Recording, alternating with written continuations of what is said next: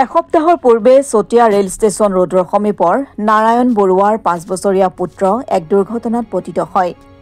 এখন প্ৰকাণ্ড লোৰ গেটে কণমানিটোৰ মূৰৰ ওপৰত পৰি হেঁচা মাৰি ধৰাত সংকটজনক অৱস্থাত তেজপুৰস্থিত এখন ব্যক্তিগত চিকিৎসালয়ত চিকিৎসাধীন কৰা হয়।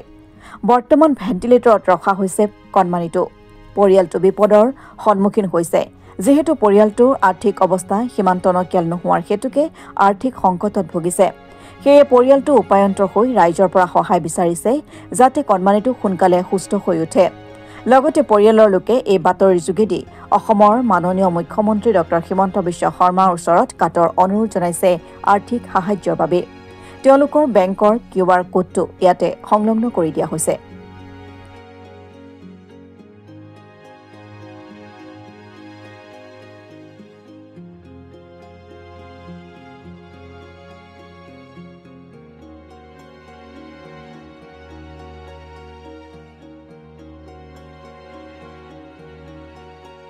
কি হৈছিলে?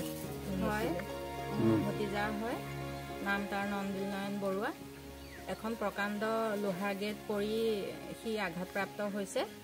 তাৰপৰা তাক দৰিকা নাৰ্ছিং হোমত এডমিট কৰিলোঁ। প্ৰথমতে বিশ্বনাথ চাৰিআলি চিভিললৈ নিয়া হৈছিলে, তাৰপিছত ৰেফাৰ কৰিলে। তাৰপৰা এম্বুলেঞ্চৰ দাদাজনে দৰিকা নাৰ্ছিং হোমতে যোগাযোগ কৰি পেলাই নিউৰলজিৰ স্পেচিয়েলিষ্ট তাতে আছে বুলি আমাক কোৱাত আমি তালৈকে লৈ গ'লোঁ। তাৰমানে সি এটা এনেকুৱা মানে ল'ৰা হৈ গ'ল, মানে চকুৰে আমি চাব পৰা নাই, ক'লা পৰি গৈছে ল'ৰাটো, আৰু মূৰত আঘাত পোৱাৰ বাবে সি চেঞ্চলেছো হৈ গ'ল। তাক মাত্ৰ অক্সিজেন লগাই পেলাইহে আমি দৰিকা নাৰ্ছিং হোমত এডমিট কৰিলোঁগৈ, নি পেলাই ইমাৰ্জেঞ্চিত। আমাৰ সেইদিনাখন মানে এনেকুৱা কণ্ডিশ্যন হৈছে, দাদাক কৈছোঁ যে সোনকালে কোনোবা এখন নাৰ্ছিং হোমত আমাক এডমিট কৰাই দিয়ক, যিহেতুকে দাদাহঁত কোনো ঘৰত নাছিলে। ডাঙৰ দাদাই এটা কোম্পেনীত কৰে। তাৰপৰা সি আহি আছিলে খবৰটো পাই লৈ পেলাই। বাকী আমি বৌ দুজনী আৰু মই এনেকৈ লৈ গ'লোগৈ।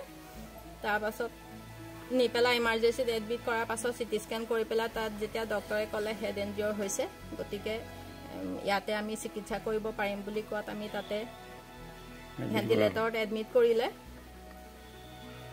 আমাৰ পৰিয়ালটো আৰ্থিক অৱস্থা ইমান ভাল নহয়, সেয়েহে মই অসমবাসী ৰাইজক কাটৰ অনুৰোধ কৰিছোঁ, আপোনালোকৰ সহায় আৰু আশীৰ্বাদৰ অবিহনে আমি সন্তানটোক সুস্থ কৰিব নোৱাৰোঁ। আৰু মুখ্যমন্ত্ৰী ডাঙৰীয়াকো কাটৰ অনুৰোধ কৰিছোঁ, যাতে দুৰ্ভগীয়া পৰিয়ালটোক অকণমান তেওঁ সহায় কৰে, অকণ চকু মেলি চাই সন্তানটো সুস্থ হোৱাত যেন তেওঁ অকণ সহায় কৰে। ধন্যবাদ। হয়, মোৰ নাতিটো এখন প্ৰকাণ্ড গেট পৰি পেলাই মূৰত বহুত আঘাত পাইছে। এতিয়া দৰিকা নাৰ্ছিং হোমত ভৰ্তি হৈ আছে। চিকিৎসাৰ কাৰণে বহুত টকাৰ প্ৰয়োজন। এতিয়া আমাৰ এই দুখীয়া পৰিয়ালটিক, দুৰ্ভগীয়া পৰিয়ালটোক অসমবাসী ৰাইজে অকণমান সহায়ৰ হাত আগবঢ়াই যেন, আৰু অসমৰ মুখ্যমন্ত্ৰী ডাঙৰীয়ালৈ আহ্বান জনাইছোঁ, যাতে এই দুখীয়া পৰিয়ালটিক এই পোনাটো সুস্থ হৈ উঠিবৰ কাৰণে অকণমান সহায় কৰে যে। ধন্যবাদ।